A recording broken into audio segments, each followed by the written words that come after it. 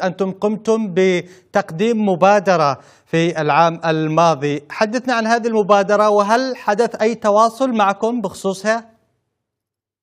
أنا جرى تواصل معي من قبل كل الأطراف اليمنية في اليمن شمالا وجنوبا، في الداخل والخارج، وكل الناس مرحبين بالمبادرة. مضمون المبادرة هي وقف الحرب، واحد. الثاني عقد مؤتمر يمني في اليمن. ثلاثة استعادة الدولة برئيس واحد وحكومة واحدة وجيش واحد، لأنه في اليمن اليوم رئيسين، رئيس في صنعاء ورئيس في عدن، برلمان في عدن وبرلمان في صنعاء، الحكومة في صنعاء وحكومة في عدن، ومجلس شورى هنا ومجلس. على العموم يعني هذا الحرب أدت إلى هذا الانقسام الخطير في الدولة وأيضا في النسيج الاجتماعي. نحن الآن بحاجة إلى وقف الحرب، هذا اللي ندعو له، إلى وقف الحرب وعقد حوار يمني وعقد مؤتمر يمني في اليمن.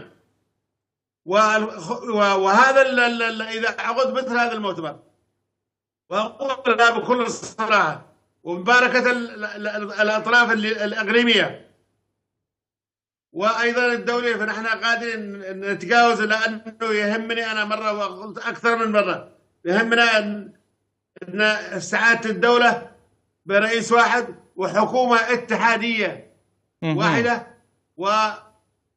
وجيش واحد وبرلمان واحد ومجلس شورى واحد.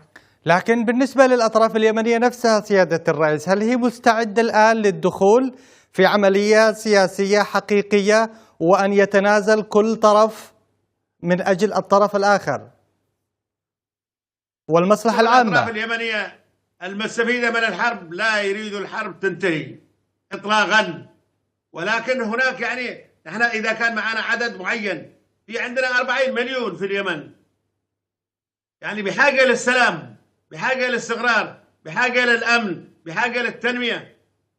يعني عندك يعني الناس تعبت من الحرب، زي ما قال هذاك التونسي هرمنا صحيح من المشاكل، ونحن بحاجة اليوم إلى وقف الحرب وإحلال لأنه استقرار اليمن هو استقرار للخليج، استقرار للجيران، استقرار للمنطقة، استقرار للعالم كله. اليمن موقع استراتيجي في البحر الأحمر والمحيط الهندي والقرن الأفريقي وجزيرة العرب.